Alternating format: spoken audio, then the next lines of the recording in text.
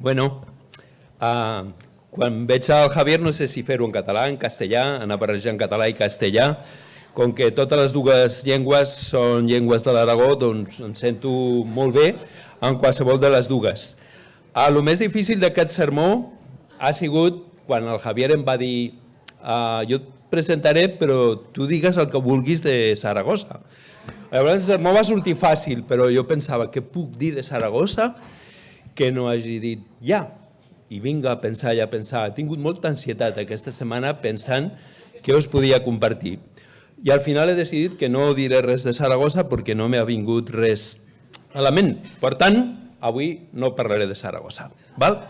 I ara passaré al castellà, perquè jo m'expresso millor i també molts de vosaltres potser el vostre coneixement de la llengua catalana no és tan gran com voldríeu, así que ho faré en castellà.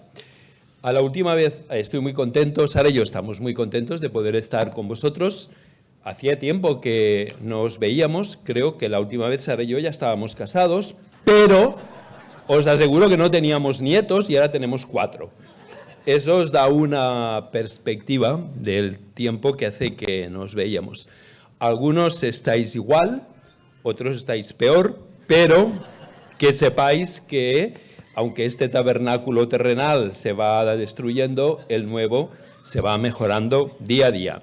También estoy contento porque, como ha dicho un hermano, nuestra ciudadanía está en los cielos, pero yo tendré doble ciudadanía, sepáis. Y la otra. Muy bien. Hoy quería compartir con vosotros, el título de mi mensaje es La tontería de amar al prójimo. Ahí tenéis el título, bueno, lo tenéis ahí, yo lo tengo allá. La tontería de amar al prójimo. Si pensamos desde el punto de vista de la evolución, un principio fundamental que tiene es la supervivencia del más fuerte. Por lo tanto, es una tontería amar a los débiles.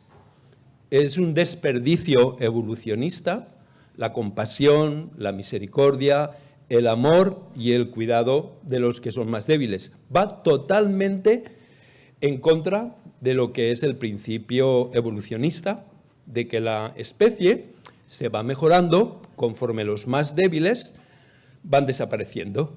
Por lo tanto, los que ya tenemos una edad, gracias a Dios que vivimos en un Estado de Derecho, si no éramos carne de cañón para la eutanasia, ¿verdad? Porque es un principio fundamental de la evolución. Por eso cuando hablamos de compasión, hablamos de amor y hablamos de misericordia, estamos hablando de términos que, aunque hoy en día forman parte del lenguaje común, son términos que el cristianismo ha introducido en la cultura. Seguro que cuando veis las imágenes de Gaza, realmente se os parte el corazón. Pero eso es porque estamos comparando lo que sucede en Gaza con lo que consideramos que debería suceder. ¿Me hago entender? Y al ver este contraste entre lo que creíamos o creemos que debería ser la sociedad y lo que es, en nosotros hay un sentimiento de que las cosas no funcionan bien. Pero vuelvo a insistir, desde el punto de vista de la evolución, esto es lo más normal y es lo más natural del mundo. Y por eso hoy os quería hablar que desde este punto de vista, amar al prójimo es una tontería. Pero si lo vemos desde el punto de vista de las Escrituras, no lo es. Yo voy a tener que leer desde allá, porque aunque me han operado de cataratas, no llego para tanto. Entonces, permitidme que lo lea desde aquí. Y dice, el pasaje clave está en Primera de Juan, capítulo 2, versículos del 7 al 11, y no os voy a pedir que lo miréis, porque en vuestros dispositivos de papel o digitales, porque lo tenéis aquí, qué difícil va a ser leer desde aquí, pero bueno, vamos a hacer lo que podamos. Queridos, el mandamiento sobre el que os escribo no es nuevo, sino antiguo, pues lo tenéis desde el principio y es la palabra que escuchasteis.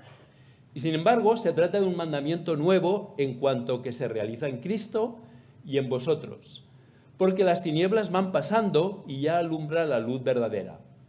Si alguien dice que vive en la luz y odia a su hermano, todavía vive en tinieblas. el que ama a su hermano vive en la luz y no caerá en pecado, pero quien lo aborrece vive y camina en tinieblas sin saber a dónde va, porque las tinieblas han cegado sus ojos. Si os dais cuenta, en este pasaje se nos habla de un mandamiento antiguo. Y ese mandamiento antiguo lo tenéis en Levítico, capítulo 19, versículo 19, donde se nos dice que debemos de amar a nuestro prójimo. Y eso no es nuevo, como dice Jesús o como dice Juan, es antiguo porque ya lo vemos en el Antiguo Testamento. Sin embargo, lo que es aquí interesante es el concepto de prójimo. Cuando hablamos de que hemos de amar a nuestro prójimo, aquí la cuestión clave y la cuestión fundamental es ¿quién es el prójimo?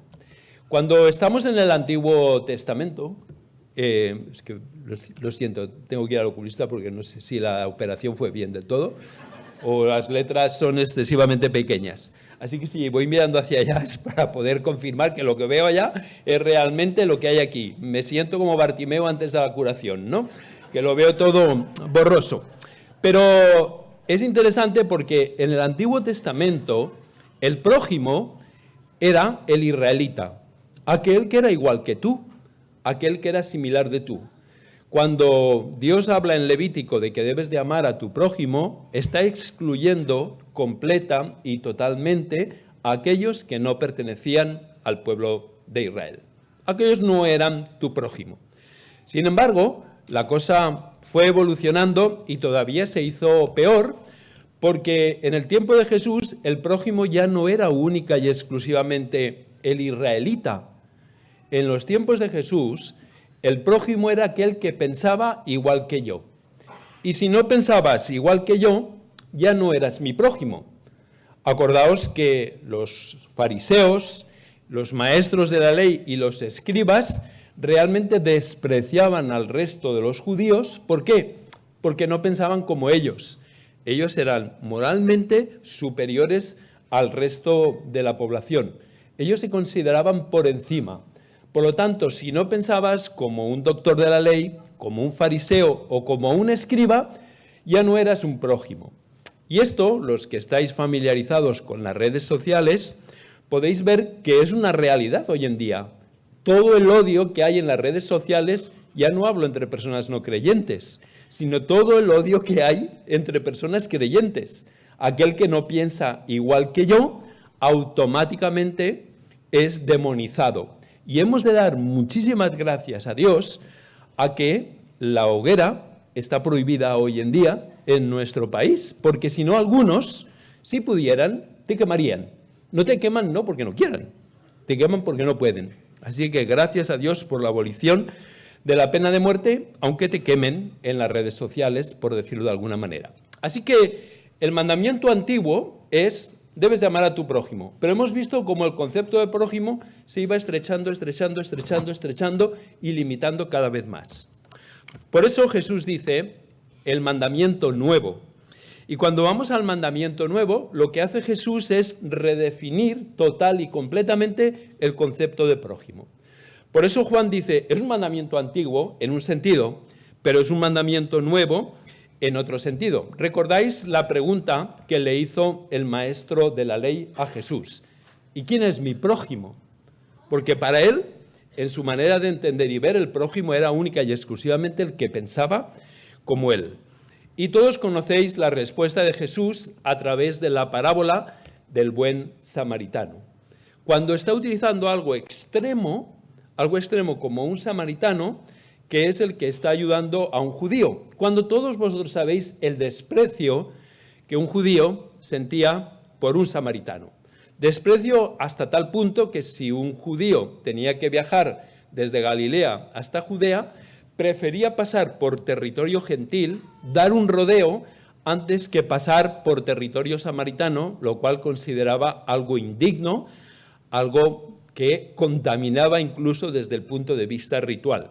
Así que Jesús, utilizando la parábola del buen samaritano, lo que está diciendo es el concepto de prójimo queda total y completamente redefinido por parte de Dios. Y Jesús dice, el prójimo es todo aquel que está a tu alrededor.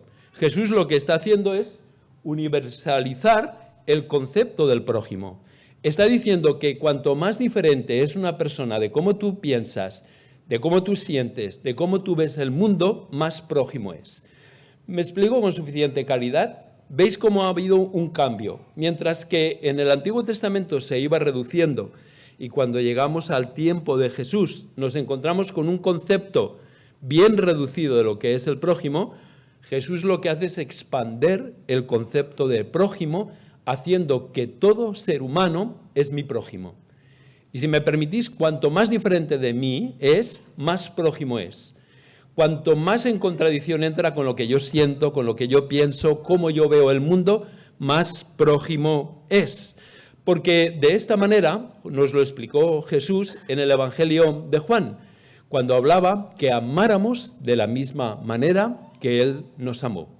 Así que aquí vemos el contraste. Por un lado, Antiguo Testamento, un concepto reducido de prójimo.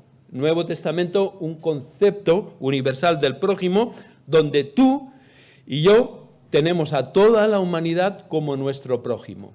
Y cuando alguien es diferente, alguien es contradictorio, alguien está opuesto a cómo veo y a cómo siento, más prójimo, si me permitís, es para nosotros. Hemos visto en el pasaje de antes que Jesús dice que no es posible amar a Dios y odiar a nuestro hermano. Si afirmamos eso, nos dice que vivimos en tinieblas y realmente estamos haciendo que Dios sea mentiroso. Fijaos que el propio Juan dice que cuando estamos afirmando que amamos a Dios pero odiamos a nuestro hermano, realmente estamos perdidos y no sabemos a dónde vamos. Y afirma de una manera contundente que esta es una imposibilidad. No podemos amar a Dios a quien no vemos cuando no amamos a nuestro prójimo o a nuestro hermano a quien vemos.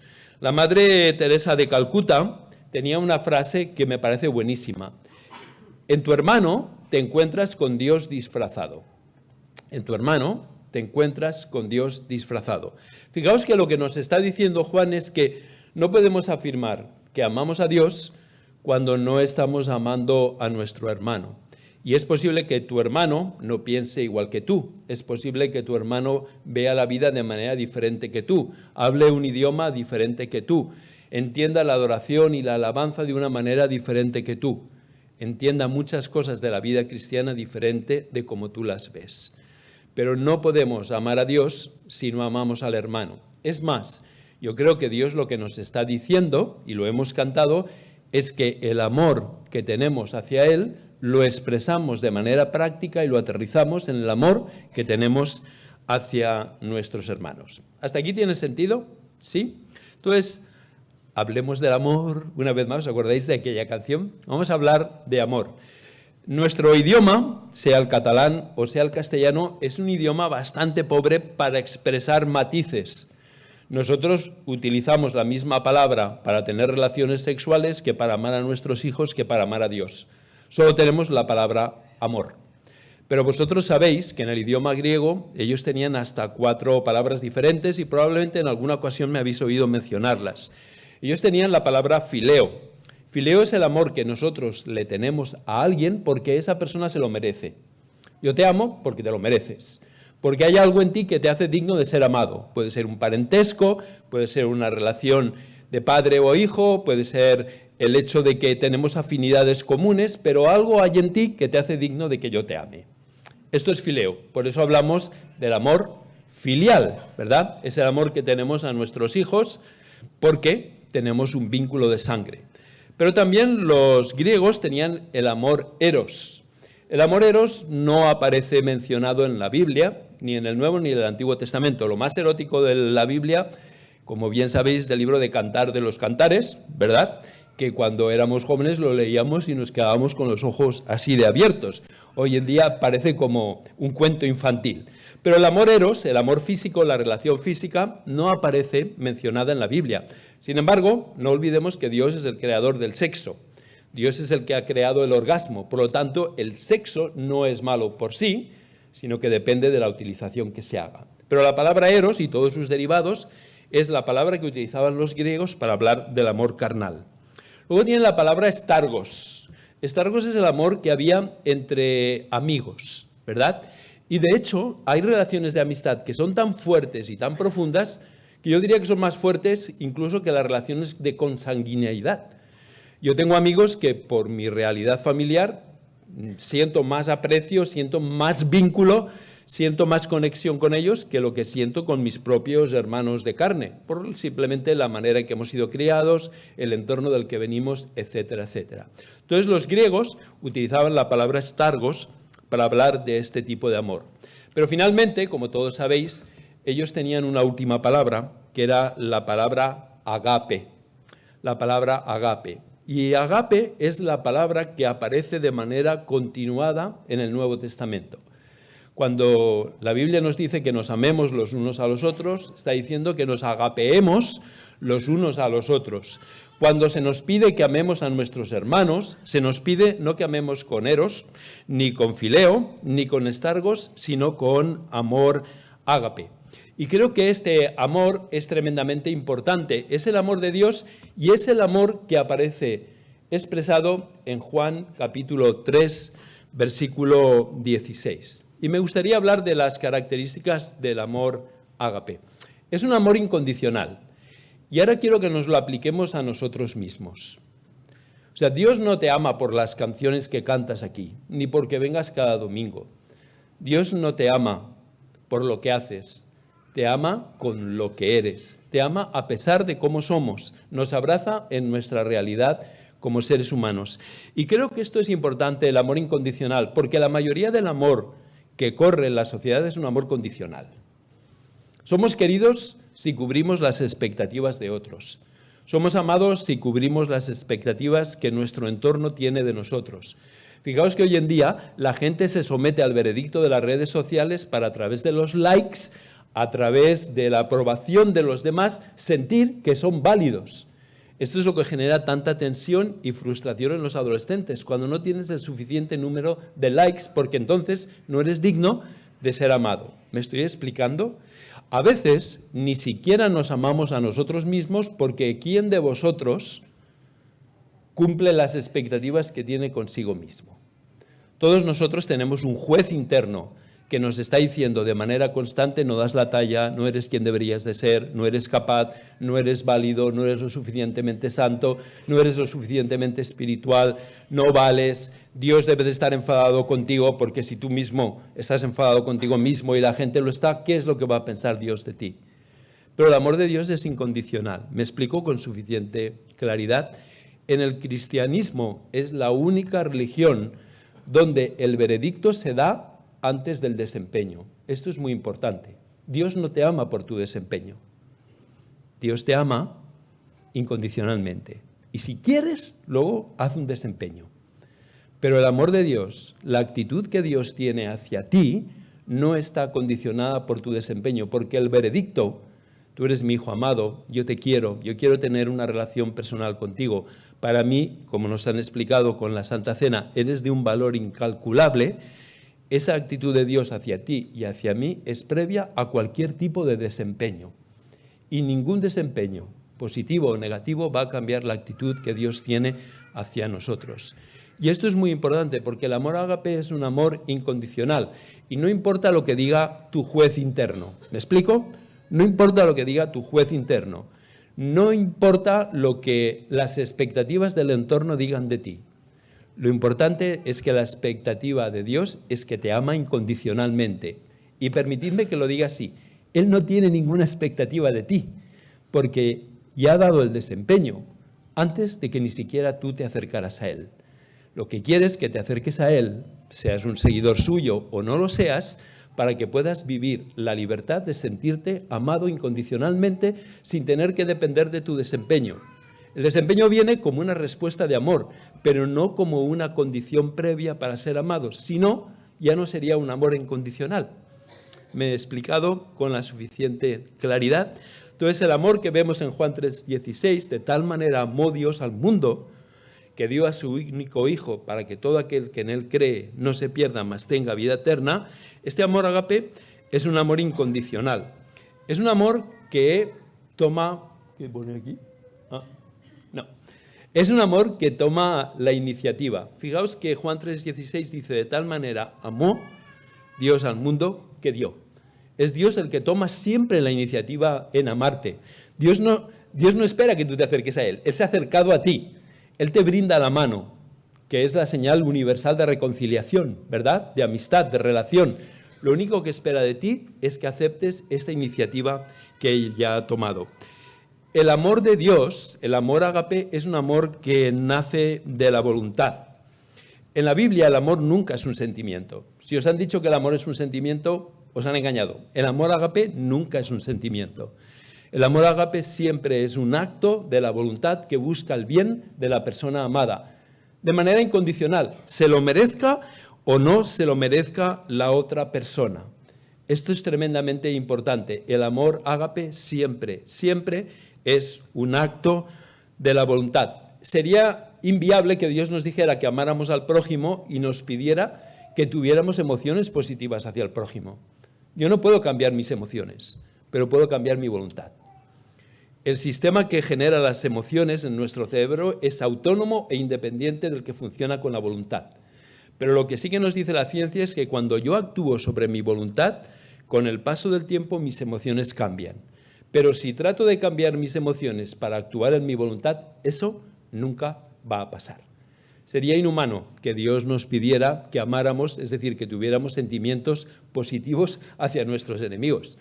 La verdad, hay gente que se merece lo que sentimos por ellos y no nos vamos a regodear, pero tampoco vamos a ignorar de que no los asesinamos no por falta de ganas, sino porque el amor de Cristo nos constriñe, ¿verdad? Y finalmente, el amor ágape es un amor que se plasma en hechos. Dios amó y dio. No es un amor de grandes palabras y de grandes declaraciones grandilocuentes, valga la redundancia. Es un amor que se plasma en hechos. Y es un amor sacrificial y costoso. Realmente amar a otros es costoso. Hay gente que solamente la amamos porque Dios nos pide que la amemos. Y porque pensamos en cómo Dios nos ha amado a nosotros y nos da las fuerzas y la capacidad para ver a los demás y para actuar con los demás como Dios ha actuado con nosotros. Pero recordad que el amor ágape es incondicional, no tiene en cuenta los méritos o la falta de mérito de los otros. Por lo tanto, actuamos en base a lo que Dios quiere y a lo que Dios espera de nosotros. Ahora sí que cambio. El amor ágape es el amor que la Biblia nos pide que nosotros tengamos hacia los demás. Cuando se nos pide que amemos al prójimo, es un amor ágape. No es un amor eros, ni un amor fileo, ni un amor estargos. Como os decía antes, el amor es un acto de la voluntad que busca el bien de la persona amada, del prójimo, hacer el bien a la persona amada. Por lo tanto, cuando Dios nos dice que amemos a nuestro prójimo, lo que nos está pidiendo es que hagamos bien a nuestro prójimo, que hagamos bien a todo aquel que está a nuestro alrededor. Haz el bien y no mires a quién, dice el refrán castellano, pero la Biblia dice haced bien a todos, especialmente, pero no únicamente o exclusivamente a los de la familia de la fe. Como os he comentado antes, el amor ágape es un amor que es basado en conductas y no basado en sentimientos. Cuando decimos que amamos a Dios, la mejor manera de expresárselo es la obediencia. Fijaos que es interesante, y no me malinterpretéis, el Señor Jesús nunca pidió adoración y alabanza. Está bien que se la demos porque es nuestra expresión de lo que sentimos, pero no es lo que Él pidió. Pero sí pidió obediencia. ¿Recordáis? Si me amáis, obedeced mis mandamientos, ¿verdad? A veces Jesús era muy duro y decía, este pueblo de labios me honra, pero su corazón está lejos de mí. ¿Qué es lo que quiero decir? Que mi amor a Dios no se expresa única y exclusivamente a través de lo que canto, sino a través de mi obediencia a sus mandamientos. Y la propia Escritura dice, mis mandamientos no son gravosos. El amor hacia los demás se expresa por medio de las obras de amor, justicia y misericordia. Es decir, si yo digo que amo a Dios, obediencia. Si digo que amo a mi prójimo, no es tener sentimientos positivos hacia mi prójimo. Son lo que llamamos las obras de justicia, misericordia, compasión, orar, buscar la paz, etcétera, etcétera. Entonces, fijaos que lo que yo quería compartir con vosotros es que la Escritura nos dice el mandamiento de amar al prójimo es nuevo y es viejo. Viejo porque ya en el Antiguo Testamento se dio, pero como tantas cosas, el pueblo de Israel lo malinterpretó y lo redujo. Mi prójimo es el que es igual que yo, piensa como yo y ve la vida como yo. Y en tiempos de Jesús se llegó al extremo de decir mi prójimo es única y exclusivamente el que forma parte de mi bando. Si no formas parte de mi bando, no eres mi prójimo. El mandamiento es nuevo porque Jesús lo universaliza y dice tu prójimo es todo ser humano. Tu prójimo es todo ser humano y por lo tanto tienes un deber y una responsabilidad hacia todo ser humano de amarlo. Pero hemos dicho que amar, ¿de qué estamos hablando? No estamos hablando de tener sentimientos, sino de un acto que nace de nuestra voluntad de buscar el bien de la persona amada. Y hemos visto en Juan capítulo 3, versículo 16, cómo esto es lo que Dios ha hecho por nosotros. Nos ha amado incondicionalmente. Ha dado el veredicto antes del desempeño. No espera de nosotros ningún desempeño, porque ningún desempeño nosotros le podemos dar para que podamos tener un veredicto de aprobación. ¿Me hago entender? Entonces, la gran libertad viene del hecho de que Dios nos aprueba, y cuando nos sentimos aprobados por Dios, amados incondicionalmente por Dios, a pesar de las expectativas del entorno, a pesar de mis propias expectativas internas, puedo empezar a amarme a mí mismo. Y no puedo amar a otros hasta que no me ame a mí mismo. Dicen los psicólogos que tú no puedes amarte a ti mismo hasta que alguien que te conoce con toda tu porquería y toda tu suciedad te ama a pesar de, o yo diría incluso con todo lo que eres. Cuando te sientes amado así, entonces es cuando tú puedes empezarte a amar a ti mismo. Y entonces es cuando puedes empezar a amar a los demás, porque ya no necesitas juzgarlos para sentirte tú mejor, porque tú te sientes bien contigo mismo porque te sientes amado y aceptado por Dios. ¿Cuál sería la aplicación de todo esto? Algunos de los que estamos aquí conocemos a Jesús desde hace mucho tiempo, ¿verdad? Mucho tiempo, lo cual no quiere decir que nos sintamos amados y aceptados por Él. Tal vez continuamos viviendo bajo la tiranía del juez interno que nos dices no das la talla, no eres lo suficientemente bueno, no eres lo suficientemente espiritual, no rindes lo suficiente, por lo tanto Dios debe estar enfadado contigo y tenemos que hacer ese esfuerzo por ganarnos la aprobación de Dios. No funciona así. El veredicto ha sido dado antes del desempeño. Goza de que has sido declarado hijo amado, hijo aceptado. Goza del hecho de que Dios no espera nada de ti. Como yo no espero nada de mis hijos ni de mis nietos, pero cualquier cosa que me dan lo celebro con gratitud. ¿Me hago entender con suficiente claridad? Entonces, goza de la libertad de que eres el hijo amado de Dios y que no tienes que dar la talla a nadie. Vuelvo a insistir, ya sé que como buen aragonés soy pesado y redundante y tozudo. El veredicto ha sido dado antes del desempeño. El desempeño simplemente es la expresión del amor de aquel que nos ama incondicionalmente. Eso para los que lleváis ya tiempo en el negocio.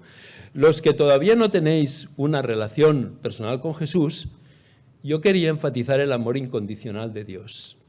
No importa tu historia, todos nosotros somos seres biográficos. Biográficos en el sentido de que acumulamos. No importa tu biografía, no importa tu biografía, no importa las expectativas que los demás tienen de ti. Y yo aún diría, no importan para nada tus propias expectativas. Lo importante es lo que Dios piensa de ti. Como Dios te ve. Y Dios te ve como una persona digna de ser amada.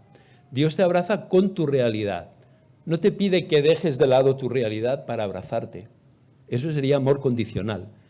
Dios te ama en tu realidad. Y cuando sientes que Dios te ama sin esperar de ti ningún desempeño, entonces es cuando empiezas a verte a ti mismo como alguien digno y como alguien valioso. Y consecuentemente puedes empezar a amarte, puedes empezar a disfrutar la libertad de ser amado sin tener que cubrir las expectativas de nadie y sabiendo que lo que hagas simplemente es una respuesta a ese amor incondicional. Así que yo os animaría a unos y a otros a poder gozar de este gran amor de Dios y a la vez poder dar amor a otros. Pero yo entiendo que es imposible dar aquello que nunca hemos recibido, ¿verdad? Si no hemos recibido amor incondicional, es difícil poderlo dar. Bueno, vamos a acabar, si os parece, con una oración, pero yo te quisiera pedir, antes de orar, que pensaras, ¿qué te llevas de lo que he compartido contigo hoy? Son simplemente reflexiones sobre la Biblia, pero ¿qué te llevas? ¿Qué sientes de parte de Dios que deberías de hacer? Tal vez dar gracias a Dios por ese amor incondicional y quitarte la carga del desempeño, o tal vez moverte para poder aceptar al que te ama incondicionalmente y te ama con tu biografía, con tu realidad, con lo que eres, y te ama para hacer de ti la mejor versión posible. Piensa, ¿qué te llevas de parte de Dios? Pensemos un momento en silencio y luego acabo con una oración. Iba a decir, acabo cantando el Virolai, pero no sería lo más adecuado, ¿no? Pero es que me ha venido a la mente una experiencia reciente. Pero acabaré en una oración y os tengo que decir que Sara y yo marcharemos corriendo porque celebramos el cumpleaños de mi nieta, la Cinta. Viven en Calafell i sortirem volant per a poder estar amb ells. Així que ens perdonareu si no podem quedar-nos per acomiadar-nos, saludar-vos a molts de vosaltres. Us estimem, gràcies per haver-nos invitat i anem a pensar una miqueta i després jo acabo en una pregària.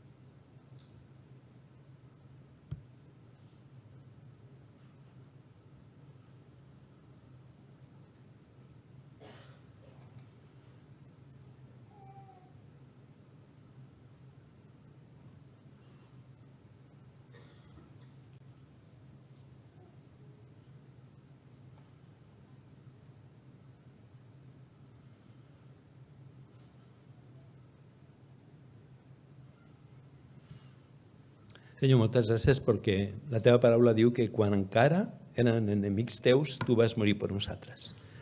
Senyor, gràcies perquè ens estimes i jo demano que tots nosaltres, cadascú en la nostra realitat i en la nostra situació, interiorment, en el nostre cor, podem escoltar la teva veu. T'estimo amb tot el que ets, t'estimo amb la teva realitat, amb les teves inconsistències. Gràcies, Senyor, per la teva estimació. Amén.